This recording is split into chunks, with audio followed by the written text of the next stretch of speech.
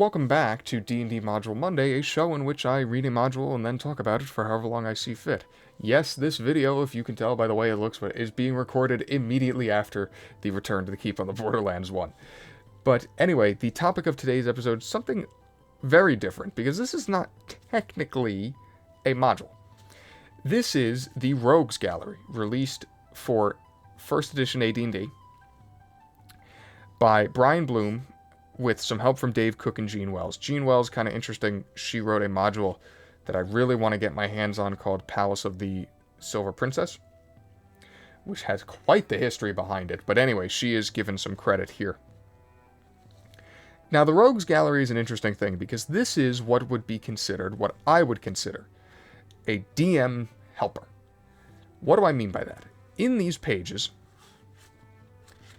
are, and you can actually probably tell from the table of contents here, within these pages, beyond fantastic artwork, which we will look at, is numerous different pre-generated NPCs, which can be imported into a campaign at any given moment at the Dungeon Master's discretion. So basically what the purpose of the Rogues Gallery is to grant a DM, as it says, includes hundreds of randomly generated non-player characters and personalities for advanced Dungeons & Dragons. So the way this works, you read through the introduction, and in this opening section, it gives you basically how everything is defined, because as you'll see when we look at the actual pages themselves, there's a lot of abbreviations and whatnot, but as everything is defined, as you can see here, how they list the races of each character, their alignments, their hit die, their gender, their alignment, all that good stuff. Anything that you might need about the character. Here's some things for how they look and their age. Stuff like that. That is what the purpose of this these introductory pages are for, so that you actually know what you're looking at. Also a picture of a tentacle monster.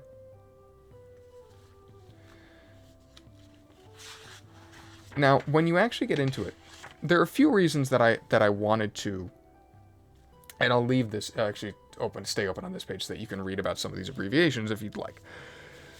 The reason I wanted to talk about this is because something that was very interesting about AD&D, in comparison to later editions of Dungeons & Dragons, even like second edition AD&D, something very different about the first edition of Advanced Dungeons & Dragons, and the basic set for that matter, is that classes were very different than they would sort of later become. And this was as best a way that I could think of to talk about that, because obviously all of the NPCs are separated by their classes. It also hits on something that I'll show you later. If you remember in my Tomb of Horrors video, I mentioned that TSR would pretty much release anything, and boy, the second half of this book is basically nothing but proof of that, and I will show you what I mean. So, what do I mean by the classes were different? First edition classes were defined more so by the role they played. And there were actually, because of that, several subclasses. Think not only subclasses, but also like prestige classes. Think like the prestige classes that we saw later in 3rd edition. That was very much a thing in 1st edition, and classes were more used as ways to fill a certain role and even define your character. In a lot of ways in 1st edition, your character was largely defined by the class they play. Obviously, characters nowadays are influenced by their classes, but they might not be completely defined by them. What do I mean by that? Well, there was a subclass of the thief, and they were still thieves at the time, called the assassin. The assassin is basically just an evil thief who is a bit better at backstabbing and making poisons as opposed to doing the other thieving things of opening locks and traps and whatnot. They're also always basically evil. I think, could you be a neutral thief? Could you be like a chaotic neutral assassin? You couldn't. You were always evil. One of the three evil. Again, this is still technically a thief, but the role that it is playing, that it is meant to define your character as someone evil, was very, very different. this was also one of the rare situations that, believe it or not, so nowadays you need to have minimums to be a certain class, or in a lot of editions of D&D you did. Like in 2nd edition, you had to have, I think, a 15 charisma if you wanted to be a paladin, or a 13 wisdom, I believe, if you wanted to be a cleric. This, in 1st edition, they actually had minimums. So if your charisma was like 6, I think you could only be an assassin.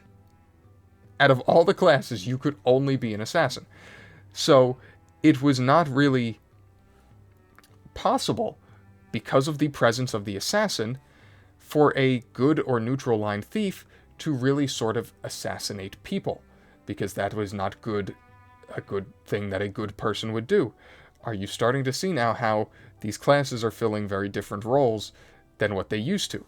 Wait until I blow your mind with what the bards used to be. If I can fit it in here. I'm gonna try to not crease it. There we go. What bards used to be. So bards were a prestige class.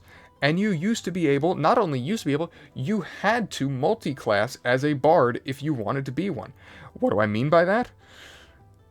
Bards were effectively a really, really yoked fighter thief. And after you had a certain amount of levels in fighter and thief, you could then take levels in bard. This is the only instance of which I am aware that a bard could ever be dual-classed in, like you couldn't dual-class bard in 2nd edition. What was most interesting about these bards was that they were not so much, I mean, you could see in the picture here, they did have musical capabilities. They had a lute and whatnot, and a harp and everything else, but they were basically druids. They learned druid spells. As you could see here where it says SL, which is spell level, it says D1. That means druid spells.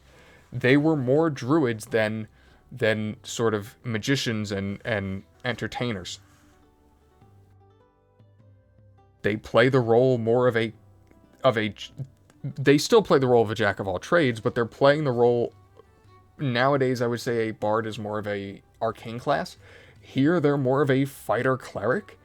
Very, very different, at a very different role. And obviously you could only actually be a bard if you had a very, very strong character to begin with, who met multiple, like you needed to have like 15 strength, dexterity, you needed to have a high wisdom. Like, it was very, very difficult to play a bard because you needed all these stats, as far as I'm aware, naturally.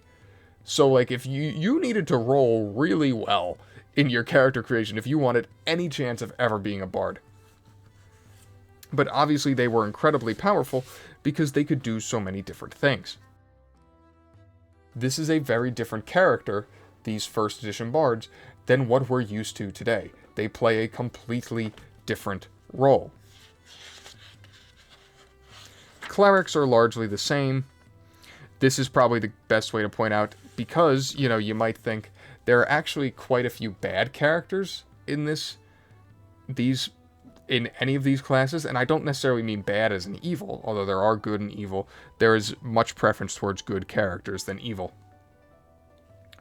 But there are some outright bad characters. There are clerics in here because of their incredibly low wisdom, like this one, second from the top. He has a 10 wisdom, so he has 15% spell failure. You might wonder, like, why would you ever want a character like that? Well, what if the DM has the need for a really bad cleric who's bad at his job? So I find that kind of interesting. It does cover all the bases in that sense. But you have clerics, you have druids, who were a subclass of clerics. You were basically only supposed to see druids if you had a purpose for a cleric in the woods. You weren't supposed to find them in cities. You really just were not supposed to see druids very often. You were really not supposed to be playing a druid. It even says here, since they are a subclass of cleric. Obviously nowadays, druids have very different spells and can oftentimes play a very different purpose. Druids are usually the more offensive version of the spiritual spellcaster, while as clerics are usually more defensively and healing minded. But druids were, again, as they called it, a subclass, and you could not you did not see them frequently, or you were not supposed to see them frequently. As I said, going through this book, I mean, the artwork in this book is amazing. It's kind of the main reason. I want to talk about how these classes are so different from what we know today. Because classes from around 2nd edition have pretty much been pretty typical. Like, that was when bards became minstrels, and druids became that role of the offensive holy spellcaster that I just described. That all kind of came about in 2nd edition, so seeing this stuff so different is very cool to me. But I also just wanted to look at this artwork. This is definitely an episode you'll want to watch with the video, because it is, I mean, it is phenomenal. Sometimes I wish I could take scans. I mean, I could if I wanted to take scans of the artwork and just, like, frame it. Fighters, boring. Sorry, fighters. You had illusionists, which was, again, a subclass of wizard. Now, they were not wizards like, if you think in AD&D, you had the different schools where you could be like an evoker, an illusionist, a transmuter, a necromancer. That was not the case. Illusionists were very different. They used spells differently. They were more based around, as you can imagine, misdirection and tricking people. I believe the interesting thing about illusionists in 1st edition, again, if I'm not forgetting, because I do sometimes get my editions mixed up, the big thing about illusionists was that gnomes could be them. When they were traditionally, you had to be a humanoid class. So that was kind of like the big thing about illusionists, was that a gnome could be an illusionist if they so chose. But again, you had an entirely... This was a different spellcaster. This character was not really capable of throwing fireballs like a normal wizard. It was not that they just had different, like, ratios as far as what they could learn or what they could do. No, this was a different class. They had different spells at their disposal. You know, it was technically, they were both an arcane class, but as it even says here, their intent may, however, be different, meaning from a normal spellcaster. Illusionists will often try to trick, deceive, or confuse their opponents as opposed to slaying them. Again, you were supposed to play this class entirely differently from the traditional magic user, because that's what wizards and mages were called in 1st edition. They were magic users.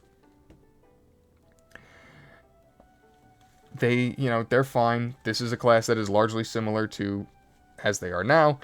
Obviously, with the classes, ironically, the classes that are still around and still generally seen today, as in the magic users, I could go back and show you the fighters as well. They have a lot more characters to choose from. For the more niche classes, the assassins, the bard, the illusionist, the druid, they did not give you nearly as many options to choose from, because again, they were supposed to be much rarer.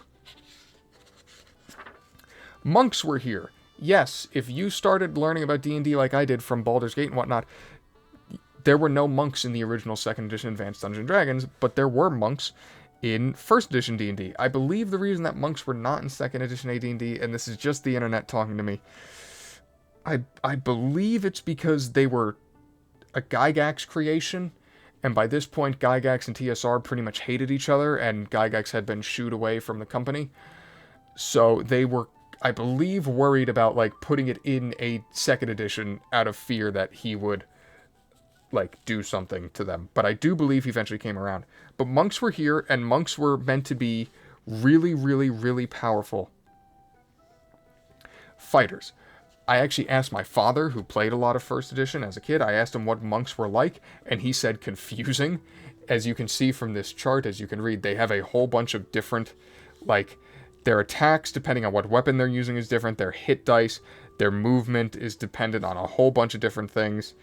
They were also very, very strong. They could deal a lot of damage, assuming you could keep them alive, because they typically did not have great AC scores, because obviously they couldn't really wear armor. You know the deal with monks. But they were, when played correctly, because they could attack so much and deal so much damage, the potential to be very, very powerful. But they were, ironically, for as different as bards, druids, and illusionists are from how we know them today, they were pretty similar to what a monk might be now. I think monks nowadays are probably a bit more spiritually inclined, like they usually have some innate abilities, and nowadays they have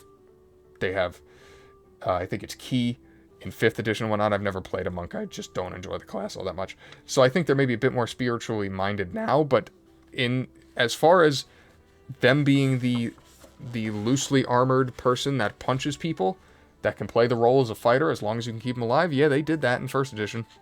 And they were very, very strong because of it, because they could punch people much better than a lot of classes could swing their swords. This is just multi-class characters. Multi-class characters are, fighter thieves, fighter mages. They're what we all sort of know. And there are a lot of multi-class characters, obviously covering the whole gamut of what you might see. Paladins are another one that is largely the same as they are today. I mean, again, another outstanding piece of artwork here. My God. This thing is gorgeous. Slaying a dragon. I assume that's a dragon. But paladins, obviously, this was back in the day when they had to all be lawful good, with the heavy restrictions on the older editions. But paladins were, however, a subclass of humans, or a subclass of fighters, and the sort of restrictions surrounding them was the fact that, again, they had to be humans, they had to be lawful good. They did eventually get some spellcasting, but it came very, very late. Like, here's a guy, he's level 11, and he has 2nd level cleric spells. So they basically, there was almost no point for paladins to, that was very much a thing in 1st and 2nd edition D&D. Paladin spellcasting was, terrible. Rangers. Now, this is interesting. Ignore the writing on this page. Rangers are very interesting. They were, again, a subclass of the fighters. What makes Rangers so interesting, and again, so different from what we know today, they got magic spells. And what I mean by that is I mean like wizard spells. They got both Druid and wizard spells. This might be the only edition of D&D ever in which Rangers are actually good. Yeah, I went there. Why they get both? Why they were arcane spellcasters in 1st edition? I have no idea. But obviously, starting with 2nd edition, they were basically more fighter-aligned druids. That's what a ranger is, effectively. They could still do tracking and whatnot, and elements of surprise in 1st edition here. But yeah, they just casually got magic spells. I don't know why, but they did. And you could still multi-class rangers. Like, you could still be like a ranger cleric. So you could basically be a ranger cleric who was getting both so you could get druid, magic, and cleric spells. Because for some reason, again, rangers get arcane spells. I have no idea why, but I find it amazing. And obviously so different than what we see today. Another great piece of artwork. Right there. If you'll forgive me a moment. My sincerest apologies. I had to adjust something there. But another great, great piece of artwork here, just to make sure it went through. Phone acting up a bit. But yeah, rangers with wizard spells. Okay. Then you had thieves. Thieves are basically as they are now, although they're called rogues now. I never liked that change, although I guess you could say rogue is more all-encompassing. Then you had sages. Sages were weird. You weren't supposed to play a sage, but a sage was meant to be like an NPC that would give you some sort of bevy of information if you needed it. There's nothing necessarily wrong with them. You know, they were kind of interesting, as you can see here if I pull it closer. They had different sort of specialties that they were versed in, which is kind of neat. So you could pull one of these sages for what you might need any sort of information given to your players. They had level 0 characters.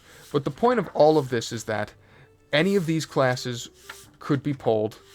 They had personalities associated with them, and you could pull them at a moment's notice. So if you needed a new character, or you needed someone to come along for your players to go up against, you could pull out the rogues gallery and just say, okay, I need a ranger. I'm gonna take this one, you know, whatever. This guy, 55 and 56, who's a human male, who's neutral good, that for some reason someone in my copy crossed out and made him lawful good. He's got a 13 strength, 13th intelligence, 14 wisdom, 12 dex, 15 con, 12 charisma. He's level 8. He's got 59 hit points, 3 AC of 3, some spells, some items. Great. Now we can move on. So it's basically, the purpose of this is that you don't have to generate these characters yourself. There's also some more, like, expanded things. There's caravans. These are, I almost don't know what purpose these, not that I don't know what purpose these have, but these are huge, large-scale caravans with protection groups and whatnot following them. Not that I don't think they're useful, but I just imagine, like, if you're going to come across a caravan, the DM probably has that planned. Same thing with some of these pilgrims and these bandit groups. But again, this is all serving the purpose of outlining the items, skills, and capabilities so that you can quickly pull them at a moment's notice and then put them in your game without slowing anything down. It's almost kind of like the, it's almost like a DM screen in some way, like that all of this is supposed to be available at a moment's notice and be very easy to find. There's also some, they put in some psionic creatures. There's also liches. Yep, there's liches here. I don't know why they specifically went with psionic creatures and liches. Psionics were a very big thing in 1st and 2nd edition AD&D. I have the psionic handbook. I think I've mentioned that before. We will read it at some point, but I know that mystics and psionics are a very contentious thing in the world of D&D, and I really don't want to get into it. And there's even some other parties of various skill level and alignment that you can have your players go up against. But again, all of this could be pulled at a moment's notice. More for me, I just want to talk about how these classes were so different and sort of so distinctly defined your characters in certain ways. And also look at this artwork. But moving on to what I said earlier, again, it's just so interesting to me how different the classes used to be. I love it in a lot of respect. I think they're better now. Like, I think bards are better now as the traveling minstrels, and I think rangers, although rangers have been pretty terrible ever since they stopped casting wizard spells, but I think it definitely makes more sense that they don't. But yeah, there's a whole bunch of dungeon parties here. There's the personalities, and obviously you could switch this stuff out. If you have a person with a stat line but you don't like their personality, you could switch their personality. This was all just meant to be very quick and at a moment's notice. Now, personalities.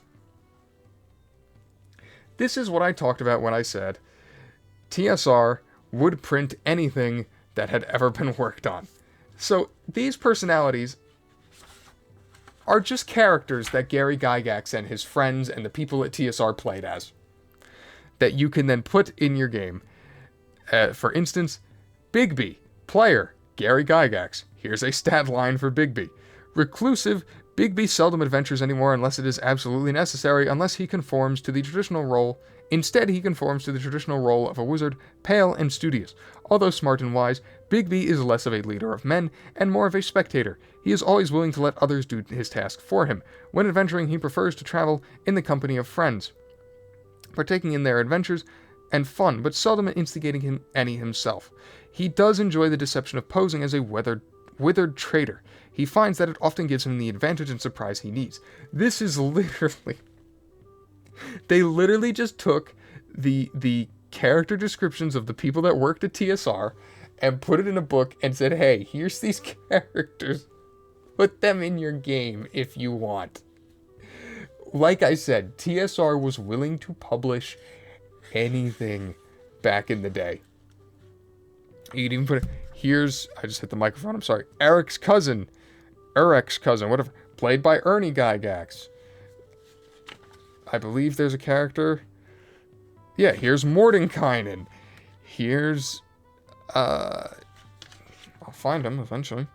Here's Robilar, who I talked about being one of the characters that Gary Gygax wanted to kill in the Tomb of Horrors. Here's Tensor as well, another character of the same purpose. These are literally just the characters that the people at TSR were playing at the time and had mainstays in their campaign and decided to throw descriptions of and stat lines of at the end of this book so that people could use them on their own if they wanted. I'm not saying this is necessarily a bad thing, but this is the... Could you imagine if something like this got released today? It would never.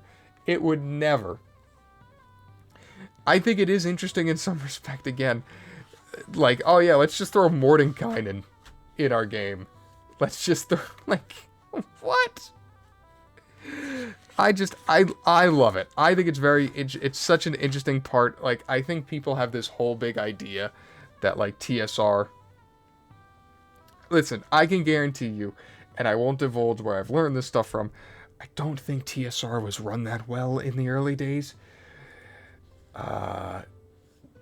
You could do some Google searching on your own if you want to see that. And I feel like this is just an example of it. Like, I feel like they wrote the Rogues Gallery. And we're like, okay, well, this book's a little short. This book is only 40 pages. How do we bulk this up a little bit? Let's throw in 10 pages of our characters. And like I said, it's not a bad thing. It's just, it's so representative of whatever they were willing to do at the time to throw more books out there and get them to sell. And like I said, these characters are great. They're all ridiculously strong, most of them at least. They're all ridiculous because they're all well-established characters.